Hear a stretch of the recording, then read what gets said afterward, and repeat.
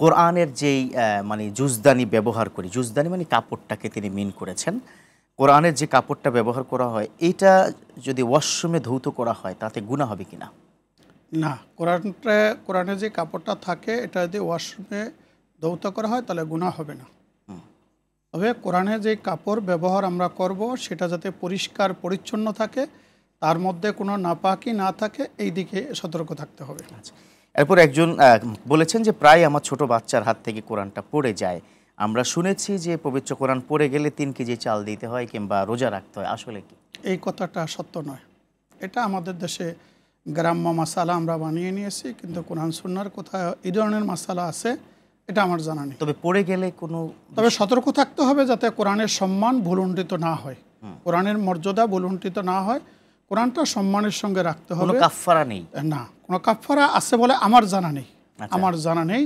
তবে এটা যাতে মর্যাদার সঙ্গে থাকে, এটা যাতে কোনো খেলনার বিষয় না হয়, এটা যাতে সাধারণ বস্তুর মতো না হয়, এটাকে সম্মানের সঙ্গে রাখতে হবে। আচ্ছা, মা বোনদের হায়েজ নেফাজ যখন হয় অর্থাৎ মাসিক যখন হয় সেক্ষেত্রে কি আমি মুখে কোরআন তেলাওয়াত করতে পারবো কিনা? মানে সেই সময়ে কোরআন শরীফ ধরা যাবে না, কিন্তু মুখে কোরআনুল কারীম তেলাওয়াত করতে পারবেন দোয়া হিসাবে। দোয়ার আয়াতগুলি তিনি তেলাওয়াত করতে পারবেন। দোয়ার আয়াতগুলি এমনিতে তো না, না, শুধু দোয়ার আয়াতগুলো, যেমন রব্বানা আতিনা ফিদ দুনিয়া হাসানা ওয়া ফিল আখিরাতি হাসানা, রব্বানা যালামনা, এগুলো তো সব কোরআনের আয়াত।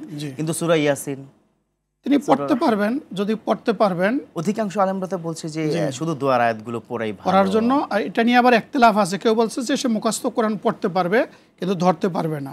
ধরতে পারবে না অপবিত্র অবস্থায়, এই মাসালার ক্ষেত্রে সমস্ত উলামায়ে কেরাম এক, কিন্তু সে পড়তে পারবে কোরআনুল কারীম মুখস্থ, তার যেটুকু আছে এইটুকু সে পড়তে পারবে। জি, একজন দর্শকের ফোন নিয়ে তারপর কথা ফিরছি। প্রিয় দর্শক, কে বলছেন, কোথা থেকে বলছেন, আপনার প্রশ্নটি করুন প্লিজ। দর্শক শুনতে পাচ্ছেন? আমি রাজশাহী থেকে বলতেছি। আমার নাম জান্নাতুন ফাতেমা। জি বোন, বলুন প্রশ্নটি আপনার।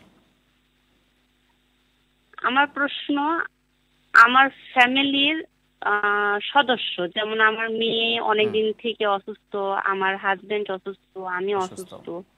তো এখান থেকে মানে আমরা কিভাবে, মানে কি করলে আমরা ভালো হব বা আগের মতন কোনো আমল আছে কিনা বা এই জাতীয়, তাই তো? কোনো আমল আছে কিনা?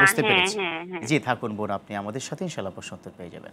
ফ্যামিলি অসুস্থ, ঘরে আছে এখন সবার ঘরে, রোগ শোকে পড়ে, তখন আল্লাহ রাসূল সাল্লাল্লাহু আলাইহি সাল্লাম অনেকগুলি দোয়া শিখিয়েছেন। আল্লাহুম্মা ইয়া শাফিয়াল আমরাদ, আল্লাহুম্মা ইয়া কাফিয়াল মুহিম্মাদ, রব্বি আন্নী মাগলুবুন ফান্তাসির, রব্বি আন্নী মাসানিয়া দুররু ওয়া আনতা আরহামুর রাহিমিন। আইয়ুব আলাইহিস সালাতু ওয়াস সালামকে আল্লাহ তাআলা যে দোয়া শিখিয়েছেন অসুস্থতার পরে, সেটা হলো রব্বি আন্নী মাসানিয়া দুররু ওয়া আনতা আরহামুর রাহিমিন। এই দোয়া বেশি বেশি পড়া, যাতে আল্লাহ তাআলা তাকে শিফায়ে কামিলা নসিব করেন।